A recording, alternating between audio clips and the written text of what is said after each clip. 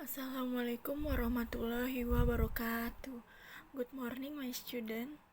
Kelas 10 SMK Bakti Jaya. Hari ini Miss akan menjelaskan tentang pronoun atau kata ganti. Sebelum masuk ke chapter 3 expression of willingness, Miss akan menjelaskan ini dahulu di hari ini.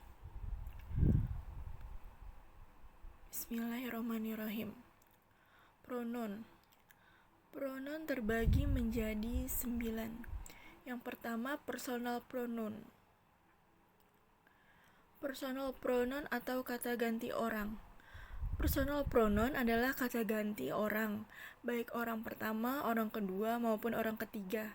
Personal pronoun berfungsi sebagai contohnya nominatif, subjektif, yaitu menjadi subjek kalimat. Contohnya I, we, you, they, he, she, it.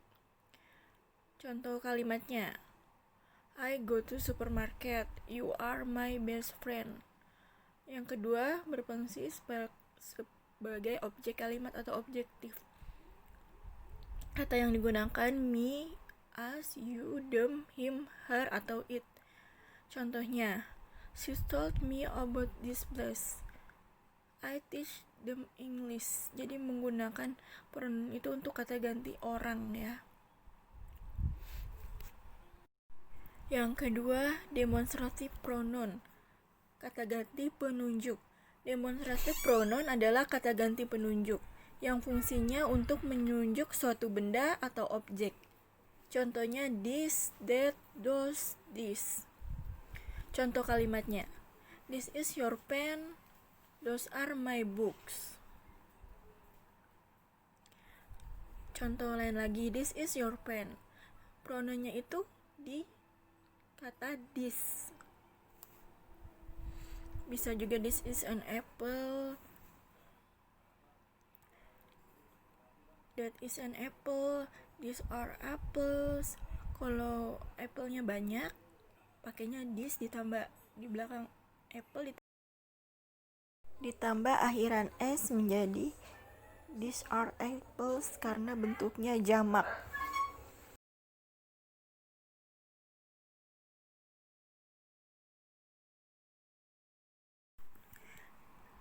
Yang ketiga, possessive pronoun atau kata ganti kepemilikan.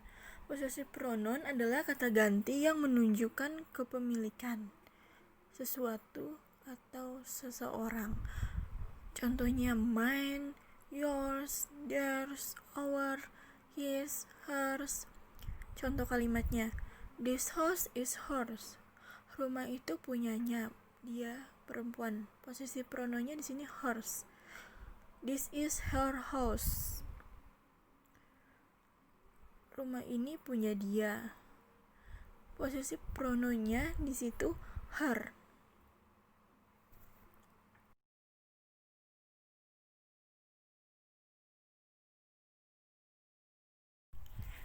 Yang kelima, interrogative pronoun. Interrogative pronoun yaitu kata tanya yang digunakan untuk mengawali suatu pertanyaan. Kata yang dipakai adalah who, what, whom, dan which. Contoh kalimatnya, who are you? What is the color of your house? Pronounnya what. What color is your house? Adjektifnya what. Di sini kenapa what itu digunakan untuk menerangkan adjektifnya, dipakainya di depan kalimat. Which is your pen? Pronounnya which. Which pen is yours? Di sini which-nya sebagai adjektif, tapi dia juga merupakan interrogative pronoun dan diletakkannya di awal kalimat karena merupakan kalimat tanya. Selanjutnya, refleksi pronoun atau kata ganti pantulan, yaitu kata ganti yang merupakan pantulan dari kata ganti atau pronoun itu sendiri. Contoh dari bentuk kata ganti jenis ini, I diganti menjadi myself, you menjadi yourself atau kamu, you menjadi yourself atau kalian, we menjadi ourselves, they menjadi themselves, him menjadi himself, she menjadi himself, herself, atau it menjadi itself. Contoh kalimatnya, I cut myself with a knife. Jadi bukan I cut I with a knife, jadi I cut myself with a knife. Saya menggunting sendirian dengan pisau. Mom help herself this morning.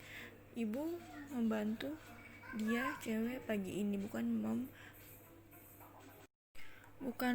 mom help she this morning. Atau she comfort herself by listening music. Dia nyaman dengan dirinya mendengarkan musik, bukan she comfort she listening music. Dia nyaman sendiri dengan musik.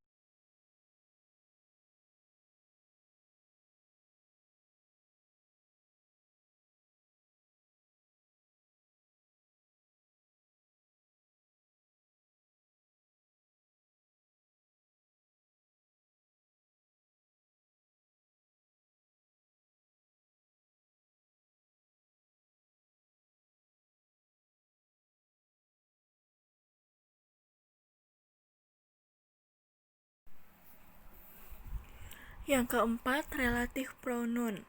Relative pronoun yaitu kata yang menggantikan kata yang telah disebutkan sebelumnya. Kata-kata yang dipakai adalah, contoh, pertama untuk menggantikan subjek kita pakainya untuk orang who, untuk benda atau binatang which, bisa juga that.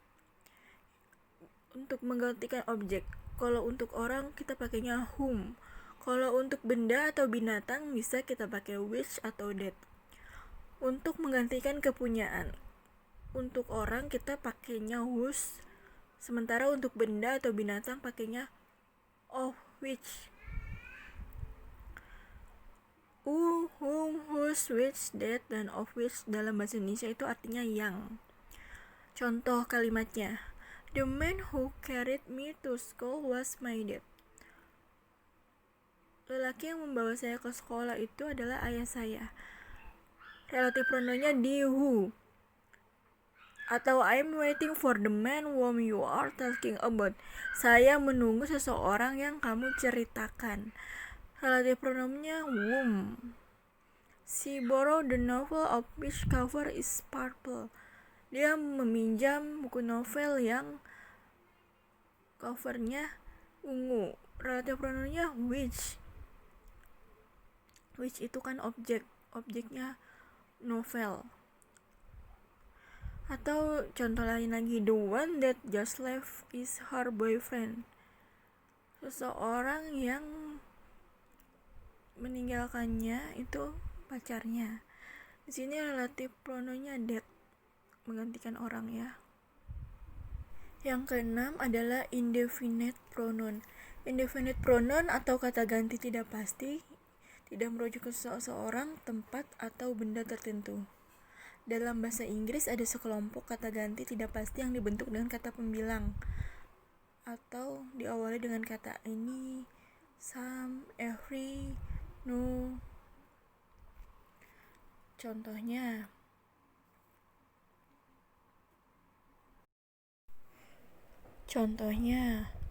everyone, another, anybody, anyone, everything, little, much, each, nobody, everybody, either, no one, etc. Contoh kalimatnya, all work is not dull, some is pleasant.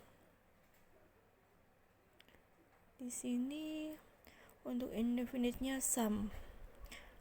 Contoh lagi, most of the cars are new. Di sini indefinite-nya most. Di sini karena apa most? Karena dia kalimatnya singular or plural maupun jamak. Di sini kalimatnya kan most of the car are new. Banyak mobil tuh baru. Kalimatnya kan jamak. Kita gunakannya most, tapi most juga bisa digunakan untuk kalimat yang tunggal. Nobody is at home. Di sini indefinite pronounnya nobody.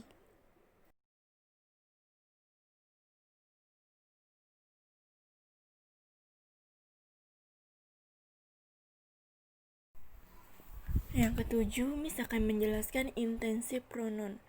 Intensif pronon yaitu kata ganti yang juga merupakan pantulan dari kata ganti itu sendiri. Namun letaknya sesudah noun atau pronon itu sendiri. Kata ganti jenis ini berfungsi untuk lebih menekankan atau menegaskan maksud suatu pembicaraan.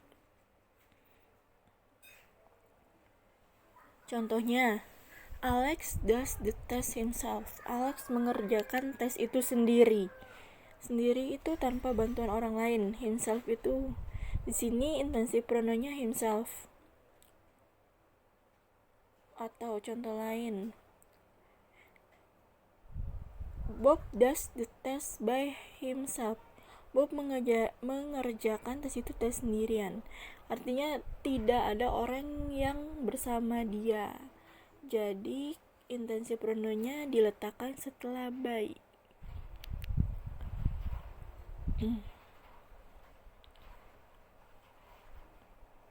Yang ketiga contohnya, Mary herself repaired the computer.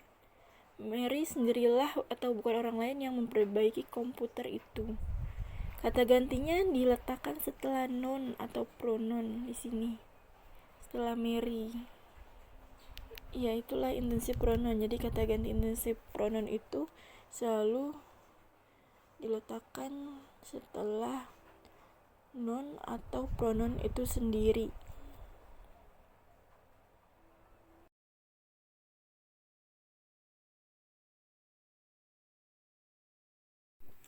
Yang terakhir tentang reciprocal pronoun. Reciprocal pronoun yaitu kata ganti yang menyatakan hubungan timbal balik antara dua atau lebih. Frase yang digunakan dalam reciprocal pronoun contohnya each other atau satu sama lain itu untuk dua orang. One another, satu sama lain juga untuk lebih dari dua orang. Contoh kalimatnya, they are shaking hand to each other, atau all children love one another.